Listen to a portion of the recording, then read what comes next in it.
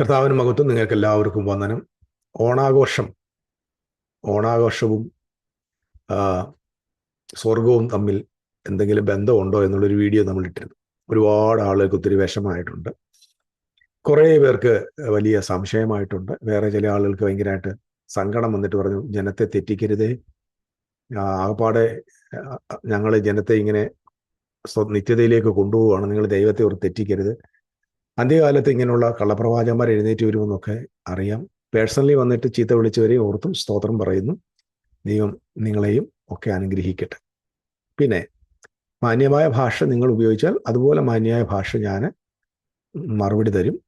അല്ല എങ്കിൽ അത് നേരെ തിരിച്ചങ്ങോട്ടിട്ട്. കർത്താവ് പറഞ്ഞത് ഇങ്ങനെ തന്നെയാണ്, നിങ്ങളൊരു വീട്ടിൽ ചെന്ന് സമാധാനം ഉണ്ടെന്ന് പറഞ്ഞാൽ സമാധാനം പറയില്ലെങ്കിൽ ആ സമാധാനം തിരിച്ചിങ്ങോട്ട് പോരട്ടെ എന്ന് പറയും. അതുപോലെ നീ പറഞ്ഞ ചില വാക്കുകൾ എനിക്ക് എഫക്റ്റ് അല്ലെങ്കിൽ തിരിച്ചങ്ങോട്ട് തന്നെ അത് വരട്ടെ എന്ന് ഞാൻ ആശംസിക്കുന്നു. അത്രേ ഉള്ളൂ. പിന്നെ വിഗ്രഹാർപ്പിതം ഭക്ഷിക്കരുത്. എന്നോട് പലരും ചോദിച്ചു, നേരത്തെ കുറിച്ച് ചോദിച്ച ചോദ്യം. അപ്പം ഓണത്തിൽ ഞങ്ങളൊന്നും ഓണം ആഘോഷിക്കുന്നവരല്ല. കാരണം ഓണത്തിനകത്ത് എന്താ പ്രത്യേകത? നമ്മുടെ നാട് നീളെ കുറച്ച് ഫെസ്റ്റിവൽസ് വരും. ഫെസ്റ്റിവൽ എന്ന് പറഞ്ഞാൽ പിള്ളേരെ സന്തോഷിപ്പിക്കാനുള്ള കുറേ എക്സിബിഷൻസ് വരും.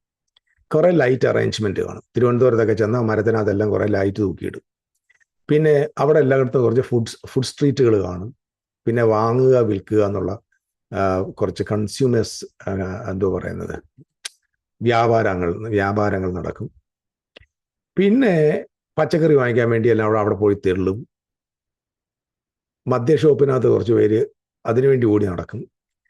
പിന്നെ ലോകത്ത് കഴിഞ്ഞൊരു വർഷം പോലും വിൽക്കാത്ത കുറച്ച് തുണികൾ മിടുക്കന്മാരായ നമ്മുടെ ടെക്സ്റ്റൈൽ മുതലാളിമാർ എല്ലാം കൂടെ ഒരുമിച്ച് ശേഖരിച്ച് വെച്ചിട്ട് വില കൂട്ടി കുറച്ച് കൊടുക്കും. 500 രൂപയ്ക്ക് വിറ്റ സാരി അവർ നേരെ ബില്ലങ്ങ് മാറ്റിയിട്ട് അത് 800 രൂപയാക്കിയിട്ട് അതിനെ 400 രൂപയ്ക്ക് കൊടുക്കും. മനസ്സിലാവുന്നുണ്ടോ? മിടുമിടുക്കന്മാരാണ് ടെക്സ്റ്റൈൽ മുതലാളി, അല്ലാതെ നിങ്ങൾ ഉദ്ദേശിക്കുന്ന ആളുകളൊന്നുമല്ല. ഇതെല്ലാം വാങ്ങാൻ വേണ്ടി പോയി നമ്മൾ ക്യൂ നിൽക്കുക. അപ്പം ഓണത്തിന്റെ ആഘോഷത്തിൽ ബാക്കിയുള്ളതെല്ലാം ഐതിഹ്യങ്ങൾ എന്ന് പറയും, വെറും കഥകള്, വെറും പൊട്ടക്കഥ. ഞാനിതിനെയൊക്കെ പൊട്ടക്കഥയാണ് കാണത്തുള്ളൂ. ഇപ്പൊ ഹരിദ്വാറിൽ അതുണ്ട്, ഇവിടെ ഇതുണ്ട്, വലിയ വലിയ ക്ഷേത്രമുണ്ട്, മധുരയിൽ. I don't care, nothing. കാരണം you should know that who is your God.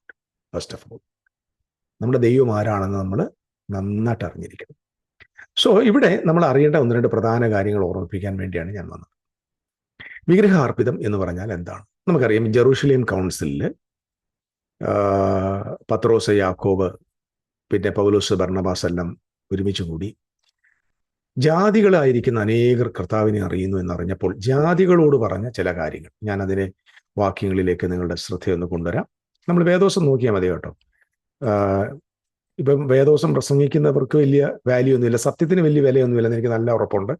അസത്യമാണെന്ന് നമ്മുടെ ഇടയിൽ വളരെ പോപ്പുലർ. അത് കാത്തലിക് മുതൽ പെന്തക്കോസ്റ്റൽ വരെയുള്ള മുഴുവൻ സഭകൾക്കകത്തും നല്ലൊരു ശതമാനം അസത്യങ്ങളും, ക്ലാരിറ്റി ഇല്ലാത്ത, ഒരിക്കലും ആർക്കും വിശ്വസിക്കാൻ പറ്റാത്ത, ഒരു പ്രയോജനമില്ലാത്ത അസത്യങ്ങളുടെ വലിയ ഘോഷയാത്രയാണ് നമ്മൾ ഇന്ന് ഭൂമിയിലുള്ള മുഴുവൻ എല്ലാ സഭകളും. എന്നാൽ ഒരു റെമനന്റ് ഭൂമിയിലുണ്ട്. ആ റെമനന്റ് സത്യാന്വേഷികളാണ്. അവരെ ദൈവം തക്ക സമയത്ത് കൊണ്ടുവരട്ടെ, അവരെ ഉപയോഗിക്കട്ടെ എന്നും പ്രാർത്ഥിക്കും. എനിക്കും ആ ഒരു ചെറിയ റെമനന്റിന്റെ, ആ ശേഷിപ്പിന്റെ കൂടെ ഇരിപ്പാനാണ് ആഗ്രഹം. കർത്താവിന് മാത്രം മഹത്വം. അങ്ങനെയാണ് എൻ്റെ ആഗ്രഹം എന്നാണ് ഞാൻ പറഞ്ഞത്. ഞാൻ അങ്ങനെ ആണെന്നല്ല പറഞ്ഞു. ഓക്കെ. അപ്പോസ്തലപ്രവൃത്തി 15-ാം അധ്യായത്തിൽ ഇവിടെ പറയുകയാണ്,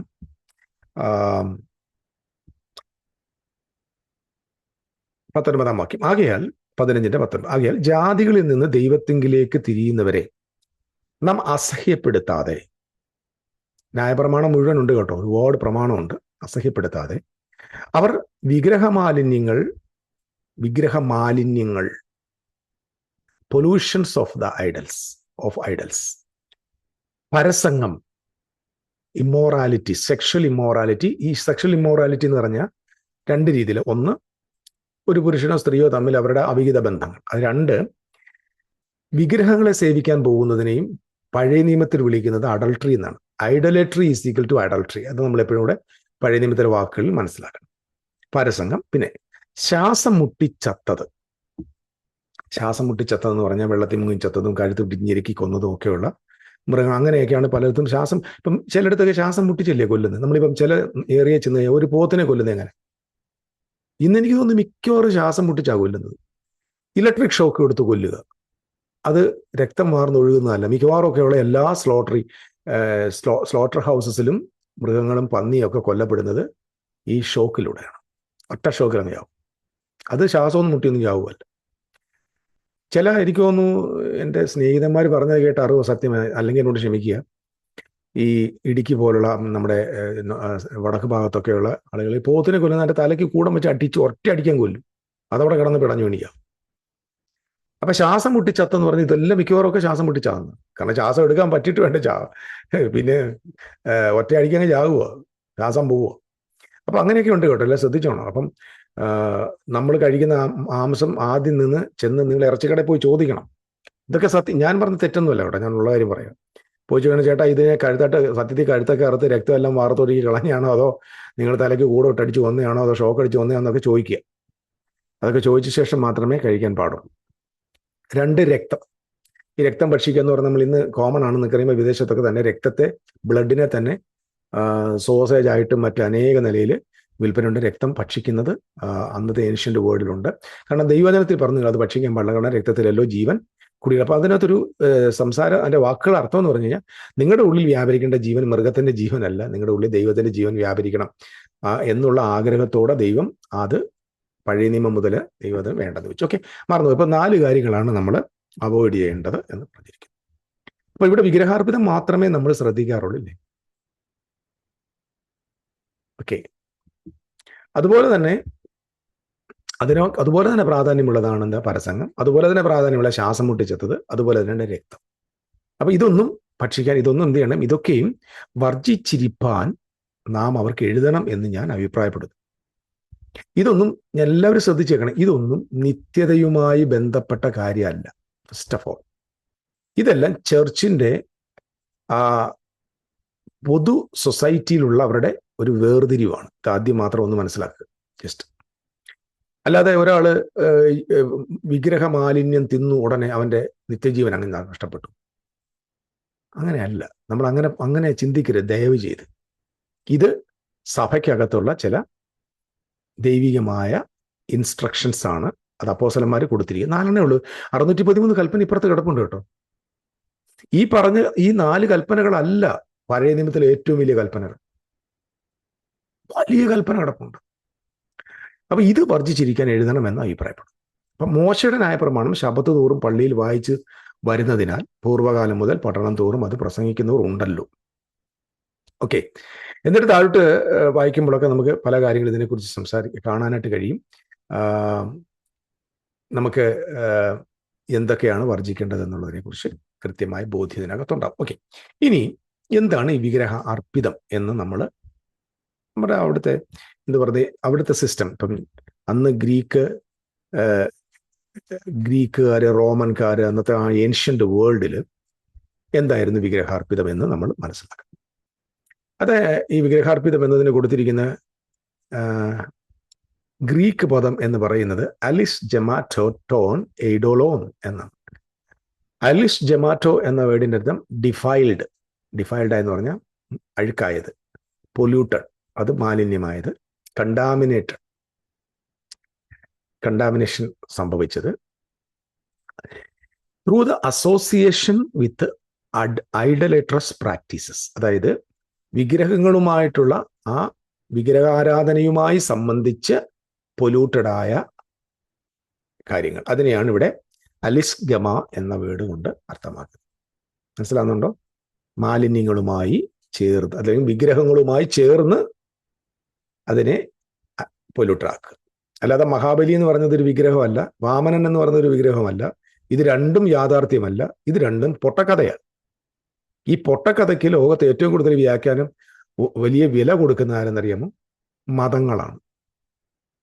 മഹാബലി ഇവിടെ പോണിരുന്നു, മാവേലി വാണിരുന്ന കാലം, ഞങ്ങൾ കുഞ്ഞിൽ ഇതൊക്കെ പാടുമായിരുന്നു, മനുഷ്യരെല്ലാവരും ഒന്നുപോലെ. പക്ഷെ ഈ മാവേലി പിശാചാന്ന് പറയുകയും ചെയ്യും. മാവേലി പിശാചായിരുന്നിട്ട് മനുഷ്യരെല്ലാം ഒന്നുപോലെ അങ്ങനെ താമസിച്ചു. ലോകത്തെ ബൈബിളിലെ പിശാച് നശിപ്പിക്കാൻ വരുന്ന ആളല്ലേ. കള്ളവുമില്ല, കപടമില്ല, കള്ളത്തരങ്ങളൊന്നുമില്ല എന്നൊക്കെ പറയുന്നതിൽ മഹാബലി എന്ന് പറയുന്ന ഒരു പൈശാചികനാണ്, അസുരനോ ഒക്കെ ആയിക്കോട്ടെ, എന്തോ ആയിക്കോട്ടെ. അയാൾ ഇനി അസുരനോ ലൂസിഫറിന്റെ അനിയനോ കുഞ്ഞമ്മയുടെ മോനോ എന്തോ ആയിക്കോട്ടെ, ഇതൊന്നും ദൈവമക്കളെ ബാധിക്കുന്ന വിഷയമല്ല. നിങ്ങൾക്കറിയാമോ, ഈ സംഭവങ്ങളെല്ലാം മനസ്സിൽ വെച്ചാൽ മനസമാധാനത്തോടെ ജീവിക്കാൻ പറ്റും. സ്വസ്ഥതയുണ്ടോ? ഞാൻ ഓപ്പണായിട്ട് നിങ്ങളോട് ചോദിക്കാം, എൻ്റെ പ്രിയപ്പെട്ടവരോട് ചോദിക്കാം. 24 ആഴ്ചയിൽ 7 ദിവസമുണ്ട്, 8 മീറ്റിംഗ്, വർഷത്തിൽ 41 ദിവസത്തെ ഉപവാസം 4 പ്രാവശ്യം. എന്നിട്ടെങ്കിലും ഒരു സ്വസ്ഥമായ ഒന്ന് നന്നായിട്ട് ചിരിക്കാൻ പറ്റുന്നുണ്ടോ നിങ്ങൾക്ക്? സമാധാനമുണ്ട്, ഉറപ്പുണ്ടോ? നിത്യത എല്ലാ ഞായറാഴ്ചയും വരുന്നത് നീ മഹാഭാവി എന്ന് കേൾക്കാൻ വേണ്ടിയാണ്. നിനക്ക് ഭയങ്കര പ്രശ്നമുണ്ടെന്നും നിന്റെ വീടിനകത്ത് പിശാച് ഇങ്ങനെ ചുറ്റിത്തിരിയുവാന്ന് ഇതൊക്കെ കേൾക്കാൻ വേണ്ടിയാണ് നമ്മൾ ഈ യോഗത്തിന് പോകുന്നത്. അപ്പം സന്തോഷത്തോടെ വീട്ടിൽ നിന്ന് ഇറങ്ങിപ്പോ വല്ല ദോശയൊക്കെ കഴിച്ചിട്ടാ പോയിട്ട് തിരിച്ചു വരുമ്പോൾ ഒരുമാതിരിയില്ല ശവപ്പറമ്പിൽ പോയിട്ട് വരുന്ന പോലെ തിരിച്ചു വരാൻ സമാധാനമില്ല. കാരണം നമുക്ക് സ്വസ്ഥത വരുത്താൻ സമ്മതിക്കത്തില്ല ഇവർ. ഒന്ന് ഈ പിശാചിനെ കൊണ്ടുവരും, അല്ലെ സാത്താനെ കൊണ്ടുവരും, അല്ലെങ്കിൽ എന്തെങ്കിലുമൊക്കെ കൊണ്ടുവരും. കഷ്ടമാണ് കേട്ടോ, കഷ്ടം കഷ്ടം കഷ്ടം കഷ്ടം. ഓക്കെ, ഇവിടെ എന്താണെന്നുള്ളത് നിങ്ങൾ മനസ്സിലാക്കണം. ഞാൻ ഒരു കാര്യം കൂടെ നോക്കാം. അതായത് അപ്പോസ്തലപ്രവൃത്തി 15:29 വാക്യത്തിൽ അവിടെ വീണ്ടും പറയുന്നുണ്ട്, എഴുന്നേറ്റിട്ട് പറയാം, വിഗ്രഹാർപ്പിതം, രക്തം, ശ്വാസം മുട്ടിച്ചത്, പരസ്യം എന്നിവ വർജിക്കുന്നത് ആവശ്യമെന്നതല്ലാതെ അധികമായ ഭാരമൊന്നും നിങ്ങളുടെ മേൽ ചുമത്തരുതെന്ന് പരിശുദ്ധാത്മാവിന് ഞങ്ങൾക്ക് എല്ലാ പ്രിയപ്പെട്ടവരും. ഇത് അധികമായത് ദയവ് ചെയ്ത് ചുമത്തരുതെന്ന് പരിശുദ്ധാത്മാവിന് തോന്നിയിട്ടുണ്ട്. പരിശുദ്ധാത്മാവ് കേരളത്തിലെ സഭയിൽ വന്നിട്ട് ഈ തോന്നലേ ഉള്ളൂ. പരിശുദ്ധാത്മാവിന് ഇപ്പൊ സംസാരിക്കാൻ സമയമില്ലെന്നേ. പരിശുദ്ധാത്മാവ് ഇപ്പൊ സംസാരിക്കാറില്ല. പരിശുദ്ധാത്മാവ് എവിടെയോ പോയിരുന്ന് കരഞ്ഞുകൊണ്ടിരിക്കുക. ഇതിലധികമായത് ചുമത്തരുതെന്ന് പരിശുദ്ധാത്മാവ് തോന്നി. ഇവ വർജിച്ച് സൂക്ഷിച്ചു കൊണ്ടാൽ നന്ന്. മനസ്സിലാകുന്നുണ്ടോ? ഇത് സൂക്ഷിച്ചു കൊണ്ടില്ലെങ്കിൽ നിത്യത നഷ്ടപ്പെടും. സ്വർഗം കാലിയായിട്ട് കിടന്നാലും ഈയക്കട്ട പറന്നു കയറിയാലും നീ പോകത്തില്ലെന്നല്ല എഴുതിക്കുന്നത്. എടാ പൊന്നു കൊച്ചുങ്ങളെ, ഇതൊക്കെ സൂക്ഷിച്ചാൽ നന്ന്, ഗുഡ്, ശുഭമായിരിക്കും. കൊടുക്കുന്ന ഇൻസ്ട്രക്ഷൻ കണ്ടോ? ഭീഷണിയാണ് അതിനകത്ത്. അപ്പൊ ദൈവവചനം ഉപദേശിക്കുമ്പോ ഭീഷണി നിനക്ക് കിട്ടത്തില്ലോ, നീ മുടിഞ്ഞു പോകും. എന്നോടൊക്കെ എത്രയോ പേര് എന്ന് പറഞ്ഞിട്ടുണ്ട്, നീ നന്നാവൂല്ലോടാ. പാസ്റ്റർമാർ, നീയൊക്കെ എവിടുത്തെ പാസ്റ്ററാന്ന് ദൈവത്തിന് അറിയും. എടോ, സംസാരിക്കുമ്പോൾ അതിനകത്തൊരു ദൈവീകത ഉണ്ടാകും. അപ്പൊ ഞാനൊരു ബൈബിൾ പഠിപ്പിക്കുന്ന ആളായതുകൊണ്ട് ഒരു ടീച്ചറിന്റെ മനോഭാവം. ഈ ചില സമയത്ത് പിള്ളേർ പഠിച്ചില്ല, വടിയെടുത്ത് 2 അടിയെ കൊടുക്കും, ബഹളമൊക്കെ വെക്കും. അതൊരു പാസ്റ്റർ, ടീച്ചർ. ഒരു പാസ്റ്റർ എന്നൊക്കെ പറഞ്ഞ ഇടയനാണ്. ആടിനെ പരിപാലിച്ച് ഇങ്ങനെ കരുതി ഒക്കെ കൊണ്ടുവരുന്ന ടീച്ചർ ഈസ് സംടൈം റഫായിരിക്കും. അല്ലാതെ 1 1 2 എന്നൊരുതിനോട് പഠിപ്പിക്കുക. ഒരാളെ പഠിപ്പിക്കും. എടാ എത്രടാ? 1 1 1 + 1 = 1.5. അപ്പൊ ഞാൻ പറഞ്ഞ അല്ല പോലെ 2 അപ്പൊ രണ്ടാമത് ചോദിച്ചു, 1 + 1 എത്രയാണ്? 1.25. ഇത് കേൾക്കുമ്പോ ചിരി വരുമോ? മോനെ, രണ്ടാമത്തെ പ്രാവശ്യം ഞാൻ പറഞ്ഞു, മൂന്നാമത്തെ പ്രാവശ്യം പറയാ, എടാ 1 + 1 എന്ന് പറഞ്ഞാൽ 1 + 1 = 1.9. ഇനി ആ ടീച്ചർ എന്ത് പറ? ഇവിടെ കുറെ ആളുകളോട് ഞാൻ കുറെ നാളായിട്ട് പറയാം, ലൂസിഫർ എന്ന വാക്ക് ബൈബിളിൽ ഇല്ല. നിങ്ങളുടെ KJV എടുത്ത കൈ അങ്ങ് പോക്കറ്റ് വെച്ചാൽ മതി. ഒറിജിനൽ ഭാഷയായ ഹീബ്രു ഭാഷയിൽ, ഒറിജിനൽ ഗ്രീക്ക് ഭാഷയിൽ ഈ ലൂസിഫർ എന്ന പദം ഇല്ല. ലൂസിഫർ എന്ന് പറഞ്ഞാൽ വീണദൂതനല്ല. 1 + 1 എന്ന് പറഞ്ഞാൽ 2 എന്ന് പറയേണ്ട ഈ ആളുകൾ ഇന്നും പറഞ്ഞു 1 + 1 = 1, 1.5, 1.25 എന്ന് പറഞ്ഞു കഴിഞ്ഞാൽ കുറെ കഴിയുമ്പോൾ നമുക്ക് ദേഷ്യം വരും. ഇത്രേ ഉള്ളൂ. ആ ദേഷ്യമൊന്നും ജനങ്ങൾ നശിക്കാനോ നശിച്ചു പോകാനോ തെറ്റിപ്പോകാനോ കർത്താവിന്റെ സ്നേഹത്തിൽ നിന്നും വിശുദ്ധിയിൽ നിന്നും ദൈവികമായ ആ ക്രിസ്ത്യൻ ആ പ്രകാശത്തിൽ നിന്ന് പോകാനല്ല, കൂടുതൽ ക്ലാരിറ്റിയോടെ വരാനാണ്. നിങ്ങൾ നല്ല ടീച്ചർമാരെ കണ്ടിട്ടില്ല. നിങ്ങൾ പെന്തിക്കോസ് ടീച്ചർമാരെയും കത്തോലിക്ക ടീച്ചർമാരെയും ബ്രദറൻ ടീച്ചർമാരെ കണ്ടു. നിങ്ങൾ ബൈബിൾ ടീച്ചേഴ്സിനെ കണ്ടിട്ടില്ല. ഓരോ സംഘടനക്കാരും അവരുടെ സംഘടനയ്ക്ക് വേണ്ടിയാണ് പ്രസംഗിക്കുന്നത്. ഇത് ആദ്യം മനസ്സിലാക്കുക. ജോൺ ലോറൻസ് സംസാരിക്കുന്നത് ഇവിടുത്തെ ഒരു സംഘടനയ്ക്കും വേണ്ടിയില്ല. ഞാൻ ഒരു സംഘടനയുടെ ആളുമല്ല. I am a Christian. I am following Christ. എനിക്ക് യേശുക്രിസ്തുവിന്റെ ദൂത് പ്രസംഗിക്കേണ്ട ഉത്തരവാദിത്തമേ ഉള്ളൂ. എനിക്ക് പെന്തിക്കോസുകാരന്റെ 7 അടിസ്ഥാന ഉപദേശം, അന്യഭാഷാ ഭാഷണത്തോടുകൂടിയ ആത്മനിറവ്, ഇങ്ങനെയുള്ള ഈ നരകത്തിൽ സ്നാനപ്പെട്ടില്ലേ നരകത്തിൽ പോകും, നിത്യത. ഈ സാധനം ഒന്നും പ്രസംഗിക്കേണ്ട ഉത്തരവാദിത്തം എനിക്കില്ല. കാരണം ഞാൻ അവരുടെ വേലക്കാരനുമല്ല, അവരുടെ വീട്ടിലെ തോഴനുമല്ല. I am a child of God. I born literally. ഇത് കേൾക്കാൻ ആവശ്യമുള്ളവർ കേട്ടാൽ മതി.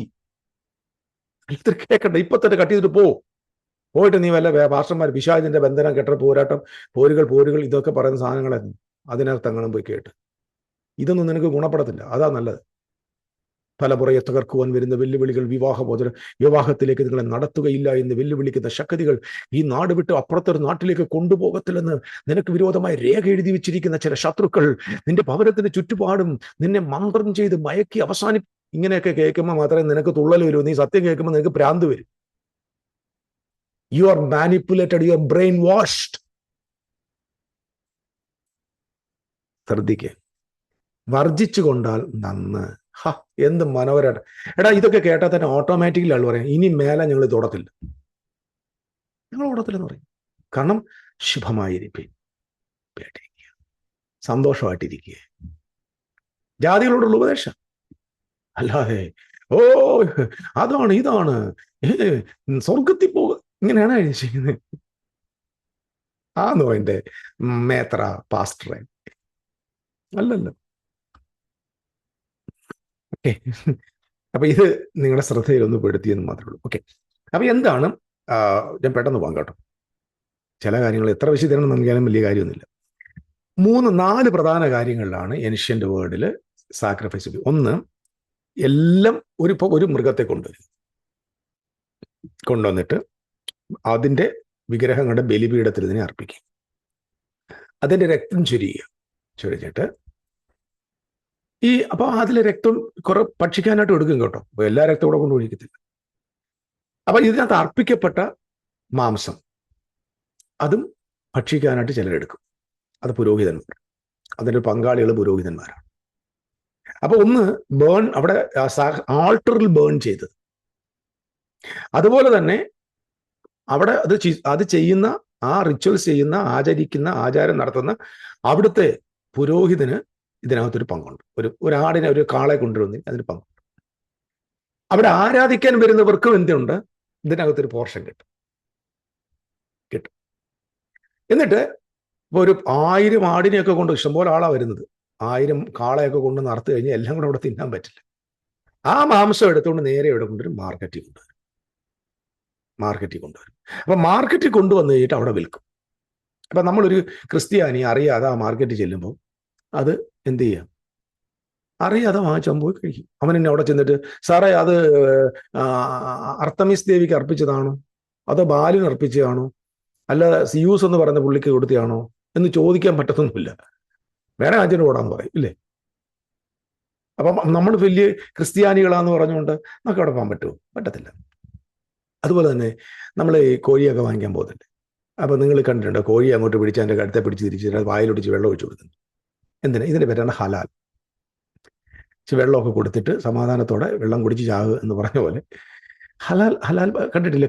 എല്ലാ കോഴിക്കടയിലുണ്ട് ഹലാൽ ചിക്കൻ. നിങ്ങൾ ഇന്ന് വരെയെങ്കിലും ഹലാൽ ചിക്കൻ എന്ന് എഴുതാത്ത കോഴിക്കട കയറി പോയിട്ടുണ്ടോ? ഈ ഓണത്തിന് ഉപ്പേരി തിന്നുമ്പോൾ മാത്രം എന്താ നിങ്ങൾക്ക് ഇത്ര ഹാലിളകുന്നത്? ഈ ഹലാലിനെ കുറിച്ച് എന്താ ഒരു ഹാല് വരാത്ത? എന്ത്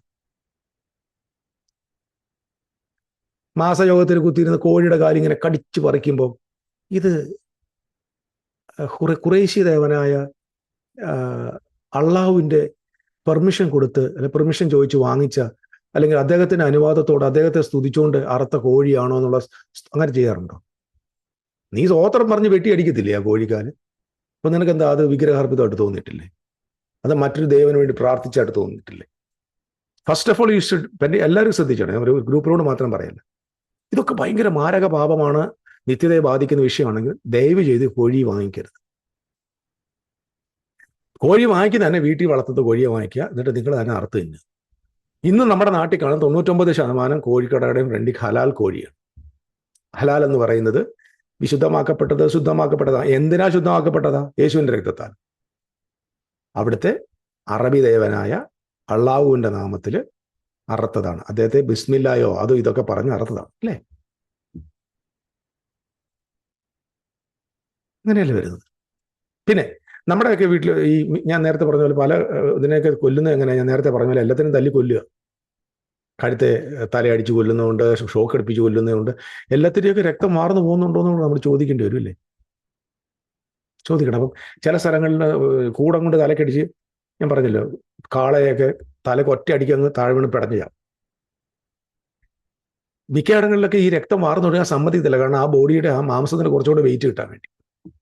അപ്പം നമ്മൾ ഇതെല്ലാം ആലോചിച്ചിട്ട് ഇങ്ങനെ ടെൻഷനായോ, കർത്താവേ, ഞാൻ കഴിഞ്ഞ പ്രാവശ്യം ഒരു പോത്തിനെ കഴിച്ചായിരുന്നു, ആ പോത്ത് രക്തം വാർന്നൊഴുകി ചത്തതാണോ അതോ ശ്വാസം മുട്ടി ചത്തതാണോ എന്നുള്ള ടെൻഷൻ വെച്ചിട്ട് ഉപവാസം ഇരുന്ന് പ്രാർത്ഥിക്കുക. ദൈവമേ, ആ പോത്തിന്റെ മാംസത്തിലൂടെ എൻ്റെ അകത്തേക്ക് വന്ന ആ പൈശാചിക ശക്തി യേശുവിന്റെ നാമത്തിൽ ഇറങ്ങിപ്പോട്ടെ, എനിക്ക് സ്വർഗത്തിൽ പോകണമെന്ന് പറയുമോ?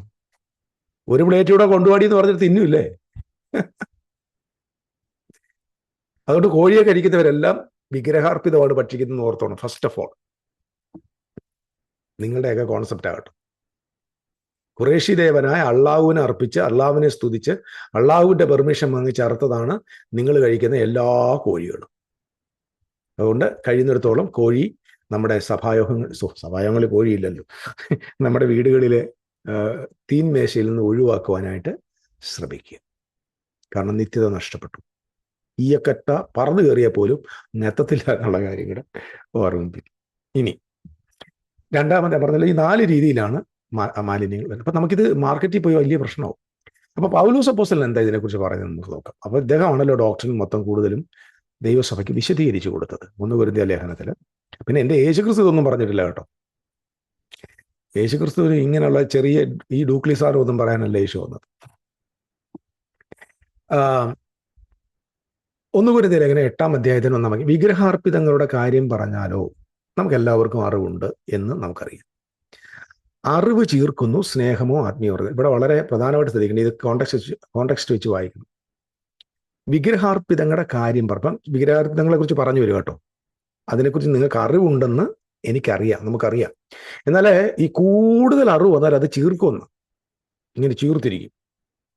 അവിടെ തൊടരുത്, ഇവിടെ തൊടരുത്, ഉണ്ണിയപ്പം കഴിക്കരുത്, പായസം കഴിക്കരുത്, അപ്പുറത്തെ വീട്ടുകാരൻ അവൻ്റെ അപ്പൻ മരിച്ചതിൻ്റെ 7-ാം ദിവസം ഉണ്ടാക്കിയ ഇഡലി കഴിക്കരുത്. ഇങ്ങനെ അറിവ് ഇങ്ങനെ കൂട്ടി ചീർത്തിരിക്കുക. അങ്ങനെ നമ്മളിങ്ങനെ കണ്ടിട്ടില്ലേ ചില തവളകൾ ഈ റോഡിൽ കയറി ഇങ്ങനെ വീർത്തിക്കും പാണ്ടിലൂരുടെ ഫ്രണ്ടിൽ. അതുപോലെ ഇങ്ങനെ ചീർക്കുക എന്ന് പറഞ്ഞതൊക്കെ നമുക്കെന്തോ ഉണ്ടെന്നുള്ള. Praise the Lord. സ്നേഹം ആത്മീയവർദ്ധന വരുത്തുമെന്ന്. സ്നേഹം ആത്മീയവർദ്ധന വരുത്തും. സ്നേഹം ഉണ്ടെങ്കിൽ ആത്മീയവർദ്ധന വരും. അപ്പം നമ്മുടെ ഇടയിൽ നമുക്ക് വേണ്ടത് ചീർത്തിരിക്കുന്ന അനുഭവമല്ല, നമുക്കൊരു ലവ് ആണ് വേണ്ടത്. ആ ഒരു സ്നേഹമാണ് വേണ്ടത്. ഇപ്പൊ ഈ വിഗ്രഹത്തെ ഏതൊരു കാര്യം എടുത്താലും നമുക്കടുത്തൊരു ലവ് ഇല്ലാത്ത ഗോസ്പൽ ഇല്ല പ്രിയപ്പെട്ട. ലവ് ഇല്ലാത്ത ഡോക്ടറിൻ പോലും ഇല്ല. 10 കൽപ്പന മൊത്തം 10 കൽപ്പന നിങ്ങൾ നന്നായിട്ട് അതിന്റെ ബാക്ക്ഗ്രൗണ്ടിൽ ദൈവത്തോടുള്ള സ്നേഹത്തിന്റെ ബന്ധത്തിന്റെ ആധാരമായിരുന്നു ആ 10 കൽപ്പന. റിലേഷണൽ അല്ലാത്ത ഒറ്റ കൽപ്പന പോലും ഇല്ല. ശ്രദ്ധിച്ചാൽ മതി. ബന്ധത്തിന് അധിഷ്ഠിതമാണ് ഓരോ കൽപ്പന. അപ്പം പുതുനിയമത്തിന്റെ ഒക്കെ ഡോക്ടറിന്റെ ഒക്കെ ഫുൾ ബേസ് എന്ന് പറയുന്നത് 2 കാര്യത്തിനകത്ത്. 1, നിന്റെ ദൈവമായ കർത്താവിനെ സ്നേഹിക്കണം. 2, നിന്റെ അയൽക്കാരനെ, നിന്റെ പള്ളിയിൽ വരുന്ന അയൽക്കാരനെ അല്ല, നിന്റെ അയൽക്കാരനെ നിന്നെ പോലെ സ്നേഹിക്കണം. ഈ 2 മുഴുവൻ ഡോക്ടർ. അപ്പൊ സ്നേഹമില്ലാത്തൊരു ഡോക്ടറിൻ ചുമ്മാതെ. ഇപ്പൊ ഇന്ന് നിങ്ങളുടെ വീട്ടിൽ ആരെങ്കിലും ഇന്ന് ഒരു പായസം വെച്ചു വീട്ടിൽ കൊണ്ടു തന്നാൽ നീ കഴിക്കുമോ? നീ ഉടനെ സ്തോത്രം പറഞ്ഞ് തലയ്ക്ക് ചുറ്റിയെടുത്ത് അപ്പുറത്ത് എറിയില്ലേ? നിന്റെ അയൽക്കാരനെ നിന്നെപ്പോലെ സ്നേഹിക്കാൻ പറഞ്ഞ കർത്താവ്, അപ്പൊ ആ സ്നേഹത്തിനകത്ത് മോനെ സ്നേഹിച്ചോണം, പക്ഷെ പായസം കുടിക്കരുതെന്ന് പറഞ്ഞ അല്ല, അതിനകത്ത് വല്ല ഇരിപ്പുണ്ടോ? പായസത്തിനകത്ത് വേണമെങ്കിൽ ഇച്ചിരി എന്തുവാ മുന്തിരിങ്ങ കാണും, അല്ലെങ്കിൽ ഇച്ചിരി അടിപ്പരിപ്പ് കാണും, അടയാണെങ്കിൽ അടപ്പായസം കാണും, ചക്കരയൊക്കെ കാണും, ഇല്ലേ? അത്രയല്ലേ ഉള്ളൂ. അതോ അതിനകത്ത് ആ ചക്കരയ്ക്കൊക്കെ വ്യാപരിക്കുന്ന ചില പോരാട്ടങ്ങൾ, അണ്ടിപ്പരിപ്പിൽ വ്യാപരിക്കുന്ന ചില ശക്തമായ പ്രതികൂലങ്ങൾ, മുന്തിരിക്കകത്ത് കയറിയിരുന്ന് നിന്റെ തലമുറയെ തകർത്ത് നിന്റെ വയറിനകത്ത് പ്രതികൂലമിട്ട് ഹല്ലേലൂയ തകർക്കുവാൻ വെല്ലുവിളിക്കുന്ന ചില മുന്തിരിപ്പരിപ്പ്, ഇങ്ങനെ അങ്ങനെ ഉണ്ടാ? സത്യം പറഞ്ഞാൽ ഇന്ന് കേരളത്തിന് ആവശ്യമില്ല ഏലിയാവിനെ പോലുള്ള ശുശ്രൂഷന്മാർ. ഏലിയാവിനെ ശുശ്രൂഷ എന്ന് പറഞ്ഞാൽ വാളെടുത്ത് വെട്ടുകയല്ല, ഈ ബാലിന്റെ പ്രവാചകന്മാരെ ഇരുത്തി നാറ്റിക്കുന്ന ഒരു പ്രവാചകൻ, കളിയാക്കുക. ഉറക്ക വിളിക്കടാ, ഉറക്ക വിളി, ഉറക്ക അങ്ങ് വിളി. ചിലപ്പം പുള്ളിക്കാരൻ ഏതായാലും ബാത്റൂമിൽ കയറി ഇരിക്കുമായിരിക്കും. ഇങ്ങനെ പരിഹസിക്കുന്ന കുറെ എലിയാവുമാരാണ് ഇപ്പം വേണ്ടത്. അല്ലാതെ ഇവരെയൊക്കെ സ്തോത്രം ബാലിന്റെ പ്രവാചക, പ്രൈസ് ദി ലോർഡ്, മോക്ക് വേണ്ടി പ്രാർത്ഥിക്കണേ ഇങ്ങനെ പറയുന്ന ആളുകളല്ല. പൊട്ടത്തരം പറഞ്ഞേ പൊട്ടത്തരം എന്ന് പറയണം, മണ്ടത്തരങ്ങൾ പറയരുത്. സ്തോത്രം. അപ്പം അയൽക്കാരനെ നിന്നെ പോലെ സ്നേഹിക്കണേ എന്ത് ചെയ്യും നീ പറ? ഇങ്ങനെ കുറെ 1500 കാക്കത്തൊള്ളായിരം നിയമം വെച്ചാലോ? ഇല്ല. ഓക്കെ, ശ്രദ്ധിക്കും. അറിവ് ചേർക്കുന്നു, സ്നേഹാത്മീയത. താൻ വല്ലതും അറിയുന്നു എന്ന് ഒരുത്തിന് തോന്നുന്നുവെങ്കിൽ, ഇത് വിഗ്രഹാർപ്പിത സംബന്ധമാകട്ടോ, അറിയേണ്ടതുപോലെ അവൻ ഇതുവരെ ഒന്നും അറിഞ്ഞിട്ടില്ല. ഒരുതിനോട് പറയാം, നിനക്കൊക്കെ വല്ല അറിയാവുന്നൊരു തോന്നലുണ്ടെങ്കിൽ നീ ഒന്നും നല്ലപോലെ ഒന്നും അറിഞ്ഞിട്ടില്ല, കൊണ്ട് കൂടുതൽ ചേർക്കണ്ട എന്നായി പറഞ്ഞതിന്റെ അർത്ഥം. ഓക്കെ, മൂന്നാമത്തെ, ഒരുത്തൻ ദൈവത്തെ സ്നേഹിക്കുന്നുവെങ്കിലോ അവനെ ദൈവം അറിഞ്ഞിരിക്കും. എന്തൊരു വാക്യം! നിന്റെ ജോലി ദൈവത്തെ സ്നേഹിച്ചാൽ മതി, വേറൊന്നും ചെയ്യേണ്ട. ലവ് കിടക്കുന്നതിനകത്ത്. നീ ദൈവം തമ്പുരാനെ സ്നേഹിച്ചാൽ നീ ആരാന്ന് നിന്റെ ദൈവം നിന്നെ അറിഞ്ഞോളൂ. അതവിടെ എല്ലാം സ്നേഹത്തിൽ ചെയ്യുമെന്ന് പറഞ്ഞിട്ട് എല്ലാം സ്നേഹത്തിൽ ചെയ്യും.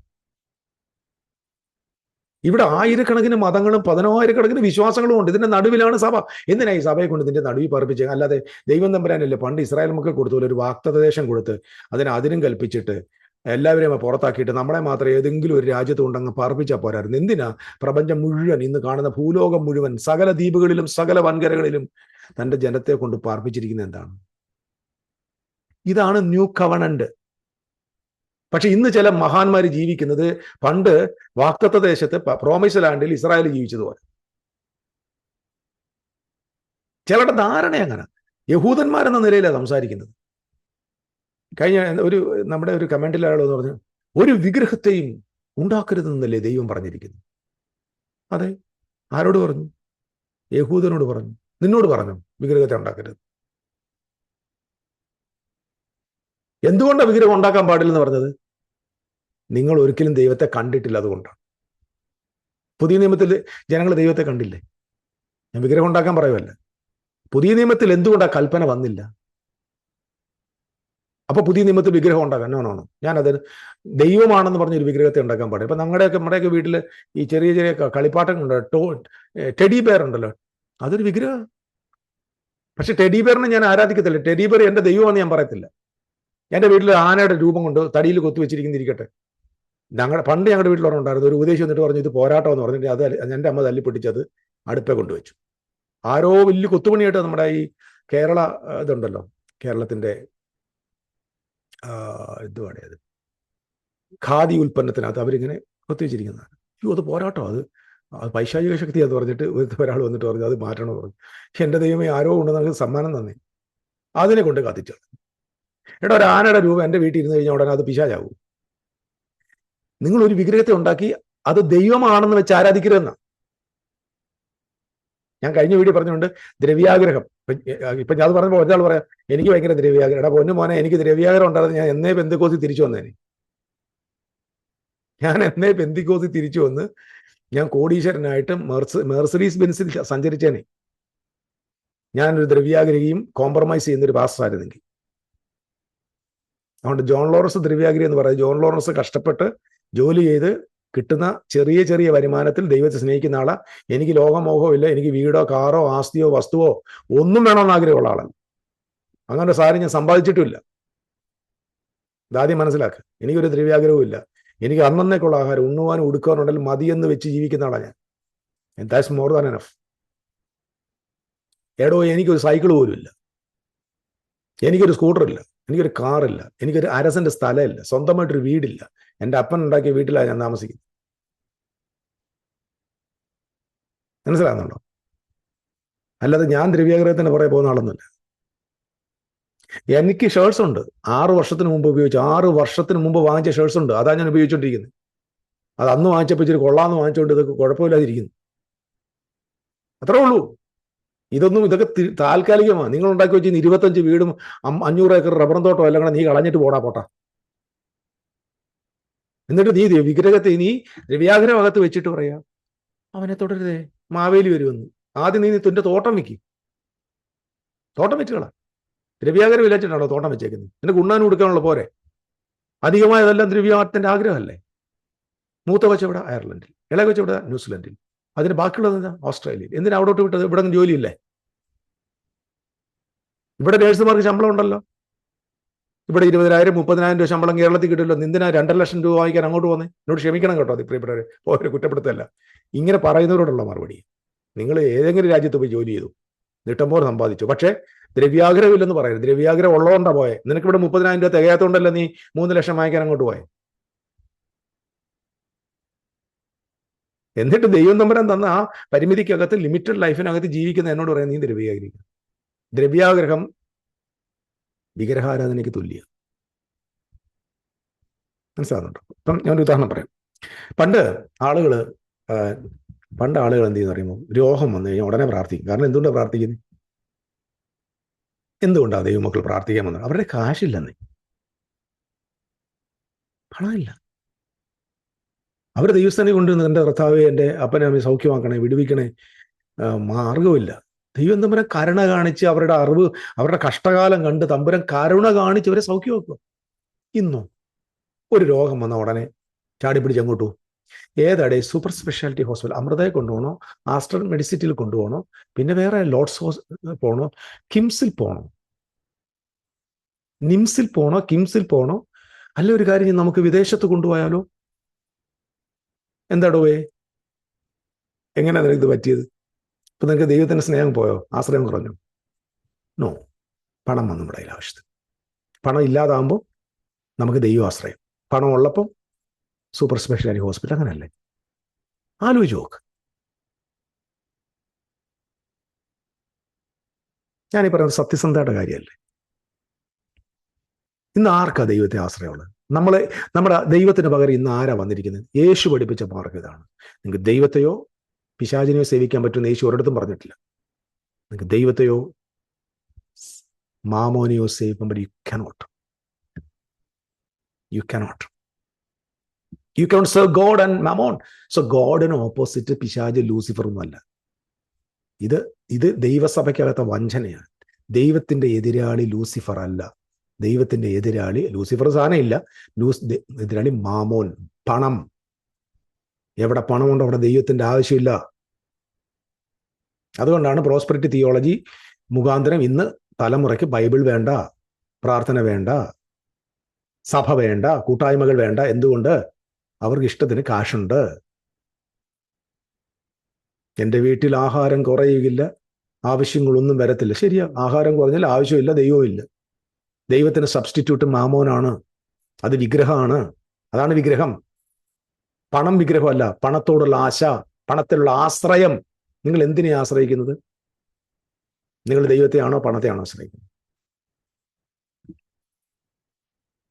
എൻ്റെ ഒന്നും ബാങ്കിൽ ഒരുപാട് പൈസയൊന്നുമില്ല കേട്ടോ. ചില സമയത്ത് നമുക്ക് ആവശ്യങ്ങൾ വരുമ്പോൾ ബാങ്കിനകത്തെ ബാലൻസ് നോക്കുമ്പോൾ നമുക്ക് ഞാൻ ഓപ്പണായിട്ട് വിട്ടല്ലേ, ആസ് എ പാസ്റ്റർ, ഒരു ഭയങ്കര വിഷമം, ഒരു ഭയങ്കര ഇവിടെ ഒരു വലിയ എന്തെന്ന് പറയുമ്പോൾ ഒരു വല്ലായ്മ വരും. ദൈവമേ, അപ്പം ഞാൻ പ്രാർത്ഥാവേ കാശായിട്ടില്ല, ഇനി നമുക്ക് ചോദിച്ച് ജോലിയൊക്കെ ചെയ്യുമ്പോൾ കിട്ടുന്ന ചെറിയ തുച്ഛമായത് വെച്ചപ്പോൾ കുറച്ച് ഒരു 5,000 റുപ്പീസൊക്കെ നമ്മുടെ ബാങ്കിൽ വന്നാൽ തന്നെ ഞാൻ ഓപ്പൺ ചെയ്യാൻ പറ്റില്ലേ, ഒരു കോൺഫിഡൻസ്.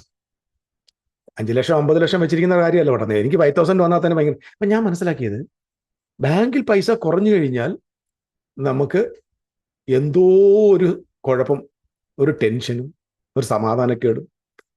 ഒരു 5,000 രൂപ ഉള്ളപ്പോൾ, എൻ്റെ ചിന്തയെ ഞാൻ പറഞ്ഞ കേട്ടോ, ഉള്ളപ്പോൾ 5,000 ഉണ്ടെന്ന്.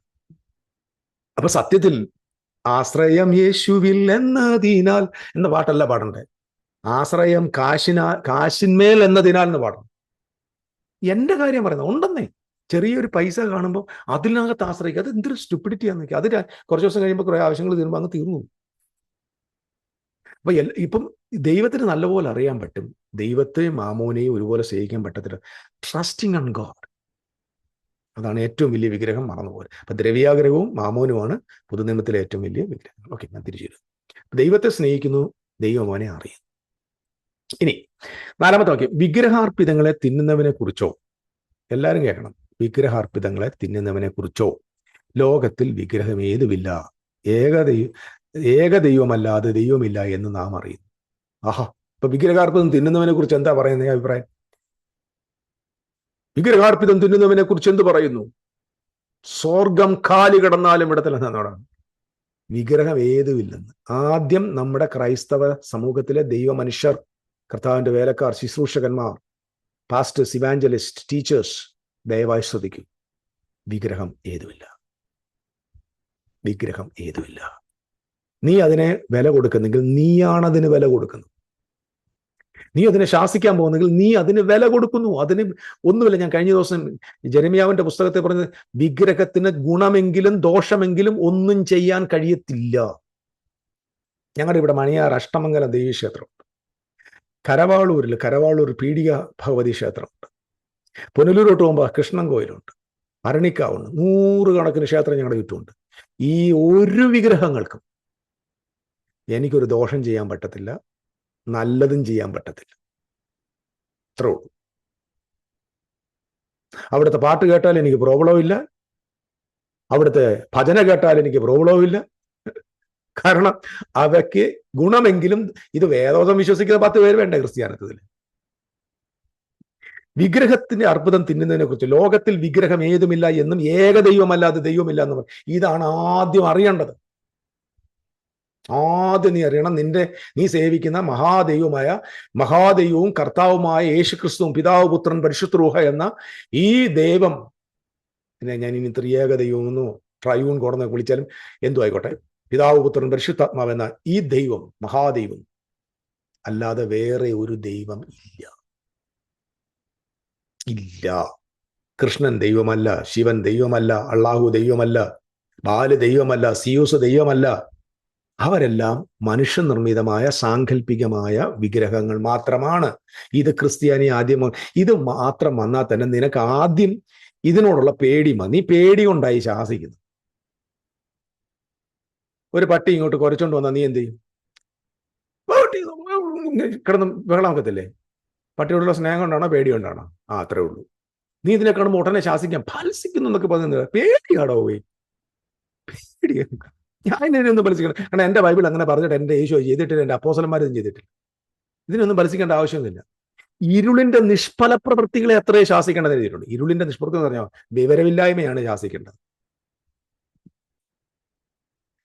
പല ദേവന്മാരും പല കർത്താക്കന്മാരും ഉണ്ട് എന്ന് പറയുന്നുവല്ലോ. ഒത്തിരി ദേവന്മാരും കർത്താക്കന്മാരും ഉണ്ടെന്ന് പറയുന്നു. എന്നാൽ ആകാശത്തിലോ ഭൂമിയിലോ ദേവന്മാർ എന്ന് പേരുള്ളവർ ഉണ്ടെന്ന് വരികിലും പിതാവായ ഏക ദൈവമേ നമുക്കുള്ളൂ. ആകാശത്തിന്റെ കീഴിൽ ഭൂമിയിൽ കുറെ ദേവന്മാരുണ്ടെന്നൊക്കെ പറയുന്നെങ്കിലും ഉണ്ടെന്ന് വരിയിൽ, അങ്ങനെ ഉണ്ടായാൽ പോലും പറയുകയാണ്, പിതാവായ ഏക ദൈവമേ നമുക്കുള്ളൂ, അവൻ സകലത്തിനും കാരണഭൂതനും, നാം അവനായി ജീവിക്കേണ്ടതാകുന്നു. യേശുക്രിസ്തു എന്ന ഏക കർത്താവും നമുക്കുണ്ട്, അവൻ മുഖാന്തരം സകലവും, അവൻ മുഖാന്തരം നാമുമാകുന്നു. അവൻ എന്നാൽ എല്ലാവരിലും ഈ അറിവില്ല. ചിലർ ഇന്നുവരെ വിഗ്രഹപരിചയം ഹേതുവായി വിഗ്രഹാർപ്പിതം എന്ന് വെച്ച് തിന്നുന്നു. പരിചയം ഹേതുവായി വിഗ്രഹം എന്ന് തിന്നുന്നു. അവരുടെ മനസാക്ഷി ബലഹീനമാകയാൽ മലിനമായി തീരുന്നു. എന്താ പ്രോബ്ലം?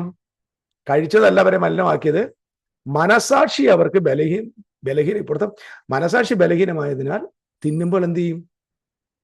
മലിനമായി തീരും. ഇനി ശ്രദ്ധിച്ചോ, ഉപ്പേരി തിന്നരുത്, കോഴിയിറച്ചി തിന്നരുത്, കളി ഉടയ്ക്കാതെ തിന്നരുത്, ആരെങ്കിലും പായസം കൊണ്ടുവന്ന് തിന്നരുത്. മനസാക്ഷി ബലഹീനമായാൽ, ഈ മനസാക്ഷി ബലഹീനമായിരിക്കുന്ന ആളുകൾ വന്നിട്ട് എൻ്റെ കമന്റ് ബോക്സിൽ വന്നിട്ട് എന്നെ ചീത്തയും വിളിക്കരുത്. നീ കഴിക്കണ്ട.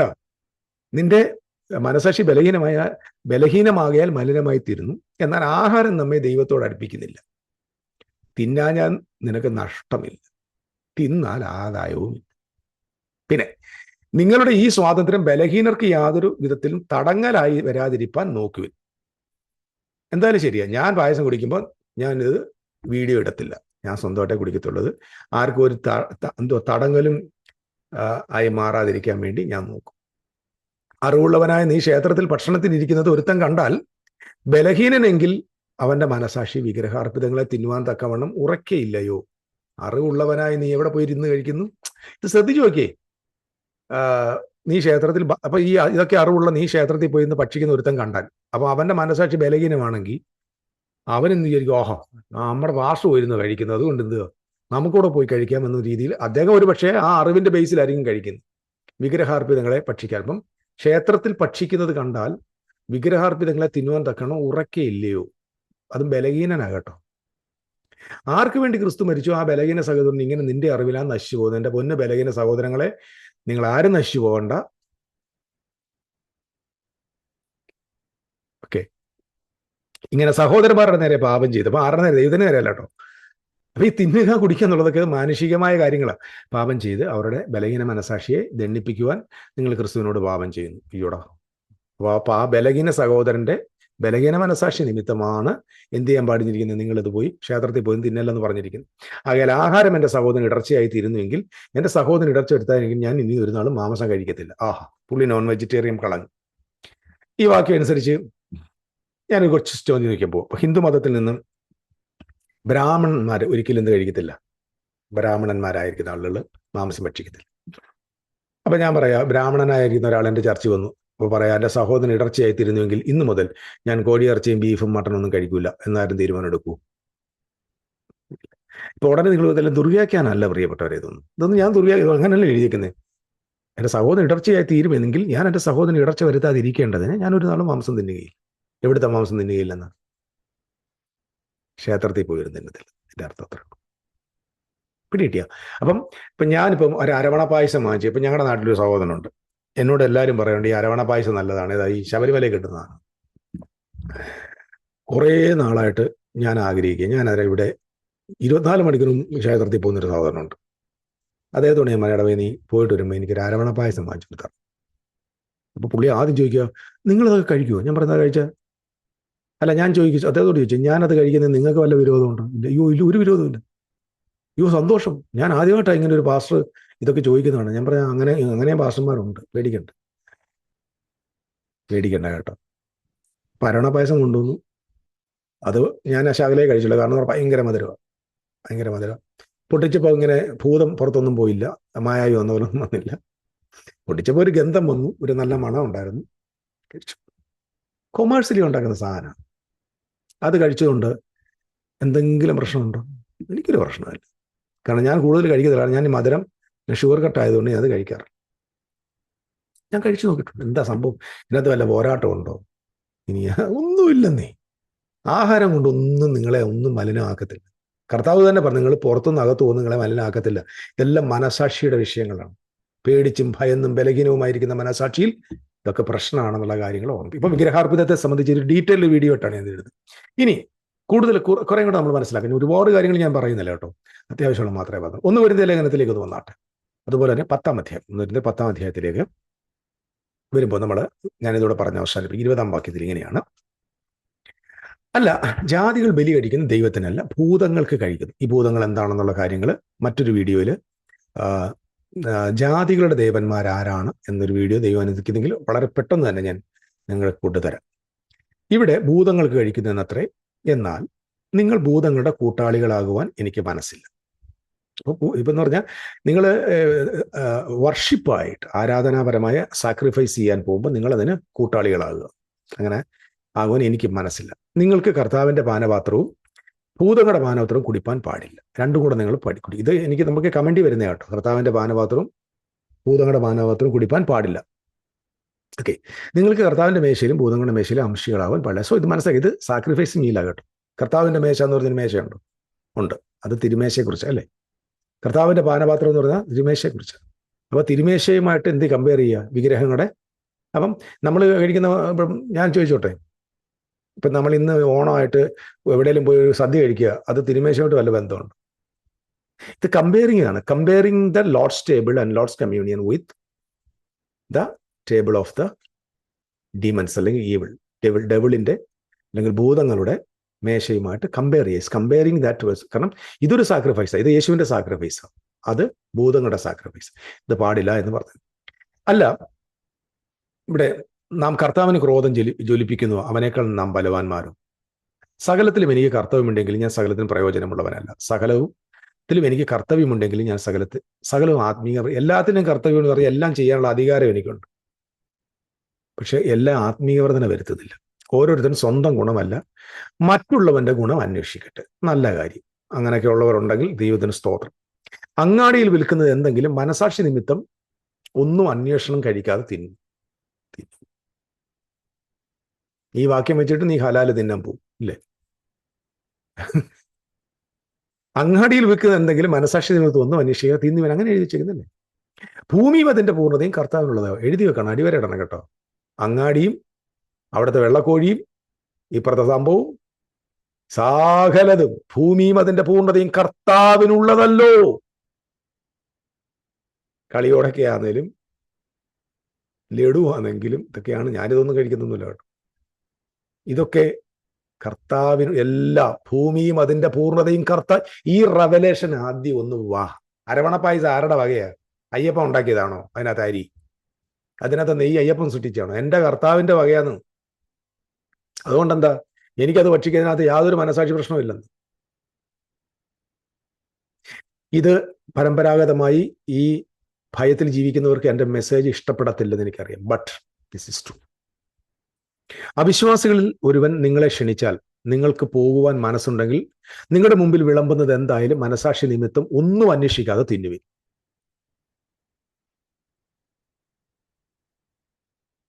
നിങ്ങൾക്ക് വല്ല ദേഷ്യമുണ്ടെങ്കിൽ ആ പൗലോസിന്റെ അടുത്ത് പോയി ദേഷ്യം കാണിക്കണേ പ്ലീസ്. എങ്കിലും ഒരുവൻ അത് വിഗ്രഹാർപ്പിതം എന്ന് നിങ്ങളോട് പറഞ്ഞാൽ ആ പറഞ്ഞവൻ നിമിത്തവും മനസാക്ഷി നിമിത്തവും തിന്നരുത്.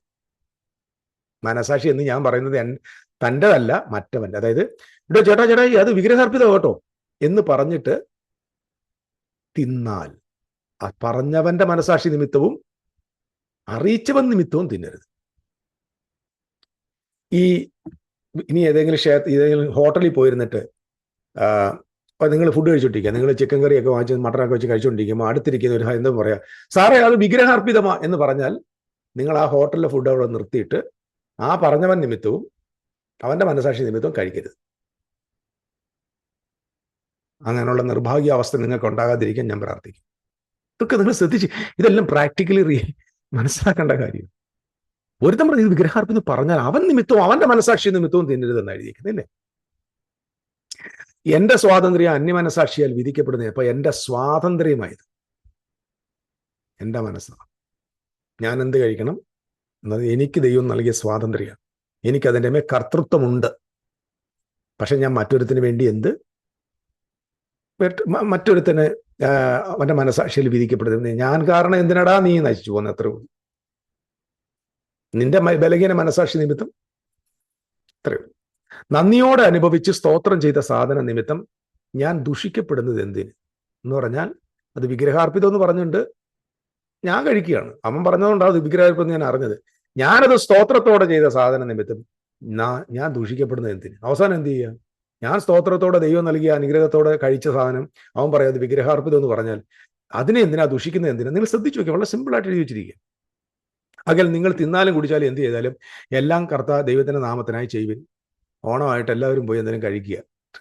തിന്നാലും കുടിച്ചാലും എന്ത് ചെയ്താലും ദൈവത്തിന്റെ മഹത്തിനായി തിന്നും. യഹൂദന്മാർക്കും യവനന്മാർക്കും ദൈവസഭയ്ക്കും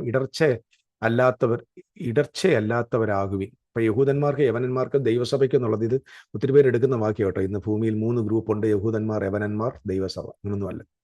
അന്ന് ഇത് എഴുതുന്ന ട്രാൻസിഷൻ പീരീഡിൽ യഹൂദന്മാർ വേറെ ന്യായ പ്രമാണ വിശുദ്ധ, യവന്മാരുണ്ട്. ഇവർ രണ്ടിൽ നിന്ന് വന്നവരാ ദൈവസം. ഓക്കെ, ഇന്ന് 3 ഗ്രൂപ്പൊന്നും ഇല്ല. ഇന്ന് there is only one group, that is church, and others are nations. There is no special Jews are there in the world. അങ്ങനെയില്ല. ഞാനും എൻ്റെ ഗുണമല്ല, ചില പരീക്ഷിക്കപ്പെട്ടത് തന്നെ അവരുടെ ഗുണം തന്നെ അന്വേഷിച്ചതുകൊണ്ട് എല്ലാവരും എല്ലാം കൊണ്ട് പ്രസാദിക്കുന്നുവല്ലോ. സോ ഞാൻ എൻ്റെ വാക്ക് നിർത്തുക. ഇവിടെയാണ് വിഗ്രഹാർപ്പിതം എന്ന് പറയുന്നതിൻ്റെ അർത്ഥമാക്കുന്നത്. അതുകൊണ്ട് ഇതൊന്നും നിങ്ങളെ ഡിഫൈൻ ചെയ്യത്തില്ല. നിങ്ങൾ കഴിക്കുന്ന ആഹാരം കൊണ്ടോ ഇതെല്ലാം മറ്റൊരാളുടെ മനസാക്ഷി നിമിത്തം മറ്റൊരുത്തിന് ഗുണം വരേണ്ടതിന്. ഇതാണോ? ഞാൻ ഒറ്റ കാര്യം ചോദിക്കുക. ഇന്ന് ഓണമായിട്ട് നിങ്ങൾ ഒന്നും കഴിക്കാതെ ഇതിൽ ഉപവാസം ഇരിക്കുന്നുണ്ട്. ഉപവാസം ഇരിക്കുന്നവർക്ക് സ്തോത്രം, അൾസർ വരാതെ സൂക്ഷിക്കുക. നിങ്ങൾ കഴിക്കുന്ന ആഹാരം അത് പിശാചാന്ന് പറഞ്ഞിട്ട്, അല്ലെങ്കിൽ മഹാബലി വന്ന് ചവിട്ടി താഴ്ത്തുമോ, അല്ലെങ്കിൽ വാമന ചവിട്ടി താഴ്ത്തുമോ എന്ന് വിചാരിച്ചാണോ നിങ്ങൾ കഴിക്കാതിരിക്കുന്നത്? അതോ നിങ്ങളുടെ അടുത്തുള്ള ബലഹീനനായ വിശ്വാസിയുടെ മനസാക്ഷി നിമിത്തമാണോ കഴിക്കാതിരിക്കുന്നത്? 100-ൽ 99% ആളുകളും അത് പിശാചാന്ന് വെച്ചാൽ കഴിക്കാതിരിക്കുന്നത്.